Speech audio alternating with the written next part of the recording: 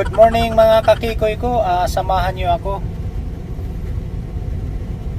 Inutusan ako ni Kikay na bumili ng Ricardo sa sopas. No! Alright. May ipapakita ko sa inyo. Yun si Rusty, Bat Rusty. Yan. Kita nyo? Mamaya i-start natin kung aandar pa yan. Alright, keep on watching. Gusto ng ewan ko kung mabuksan natin to kasi natabunan na ng snow. Yan, hindi.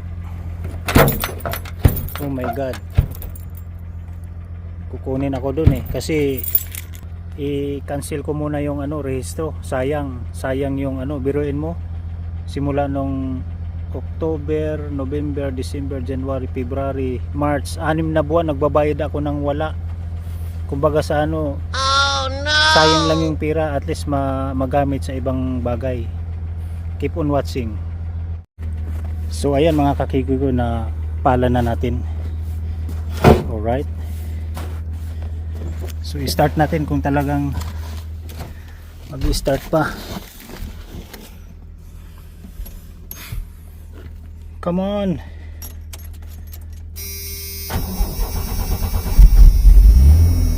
Oh my god. Nag-start mga kakikoy ko.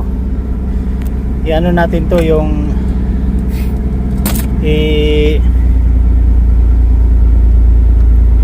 paandar rin ng at least mga yan. So okay pa siya, maandar pa mga kakikoy ko. So ang gagawin natin, kunin yung ito rehistro. Yan nakalagay niyan January 26 to continuous, di ba? So yan ko yan, i-cancel ko. Alright. Ang binabayaran ko nito 60.27 yan. So sayang, i-ano ko muna, i-cancel, sayang. Alright. So yan, naka-under pa siya yan. Alright. So ayan mga kakikoy ko, kailangan ko talagang i-cancel tong rehistro ng truck ko. Kasi unang-una, hindi naman yun savings, gastos lang.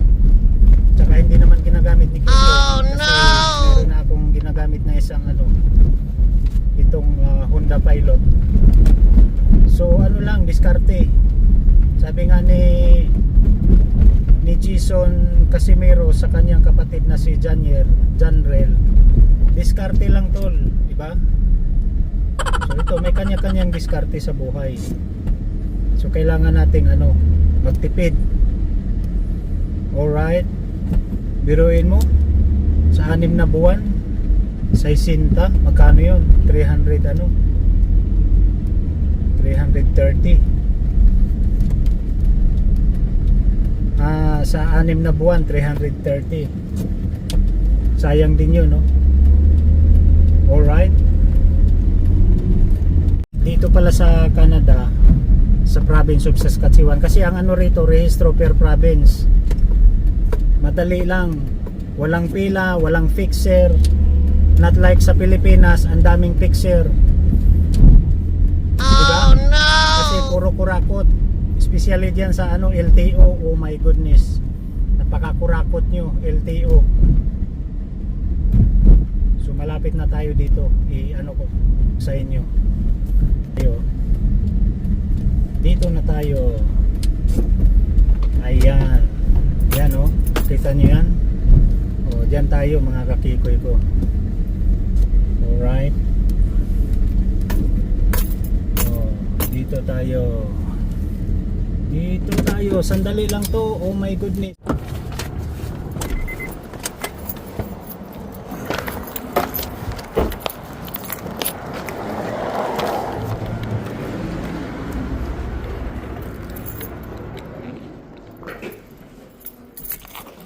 Morning. Help me on this one, right here. Uh, How's it going? Good. How about you? Pretty good. I just cancel that for now.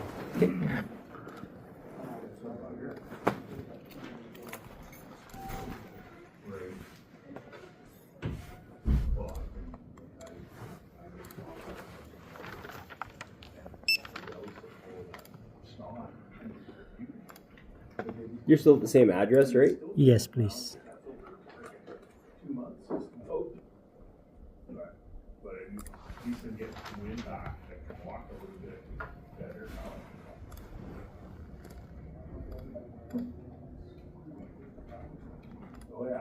And did you sell that vehicle, or is it just in storage, or? Store for now. I use on summer. Oh, okay. Just need a signature from you to cancel it there. Okay.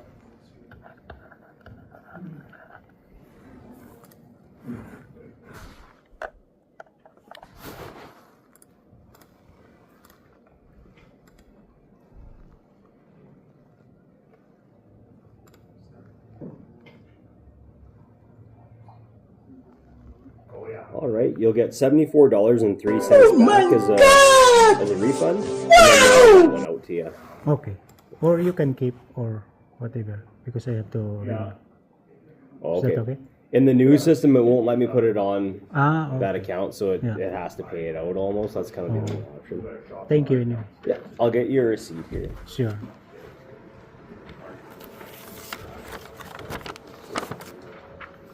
There you go. Thank you, sir. Yeah, you're welcome. Have a good day. You too.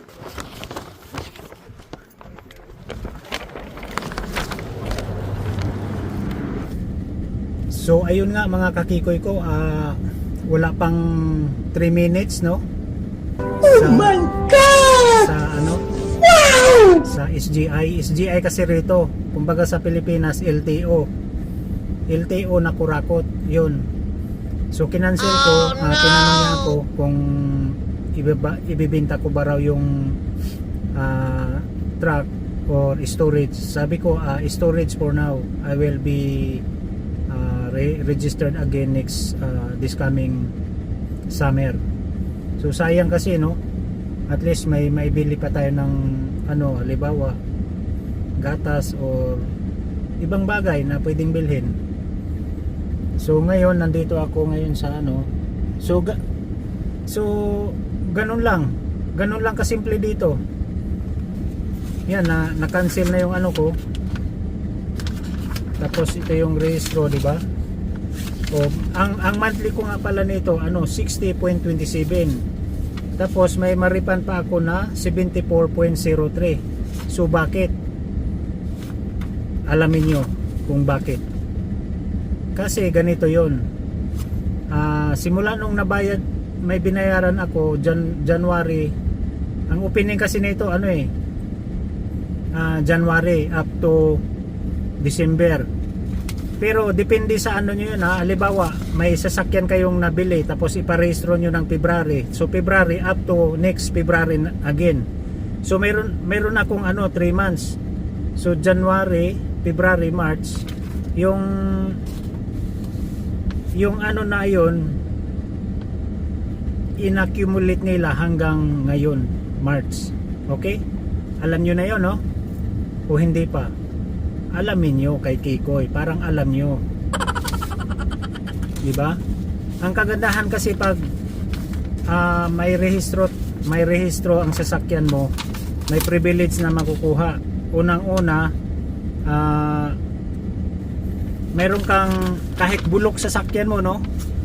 Ang liability niya, 200,000 Canadian dollar. Yan. Liability 200,000 Canadian dollar. Kung nadisgrasya man kayo na hindi, halimbawa binangga kayo, hindi nyo fault, babayaran yon ng insurance. Pero depende rin sa package policy. Ganun yon. So alam nyo na, hindi katulad sa Pilipinas, ang daming na-rehistro nyo nga. Pero pagdating sa database ng LTO, iba ang pangalan. Kaya ang daming dun dami kasing kurakot Yun ang ano nyo, tandaan.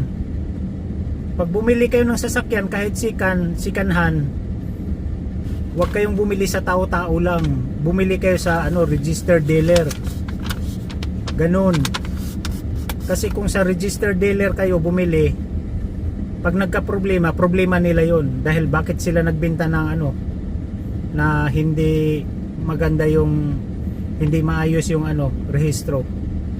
Ganun yun mga kakikoy ko. So yun lang. I-senior ko lang sa inyo ang dito, no, sistema ng sasakyan, kung anong dapat. Alright, take note, kahit bulok, basta nakarehistro, mayroon kang liability na 200,000. Base na to sa yan, 1990, luma na tong sasakyan ko na truck, 1990 Ford F-150. Yun, meron pa siyang liability na 200,000. Alright, so senior ko lang sa inyo. Bye bye.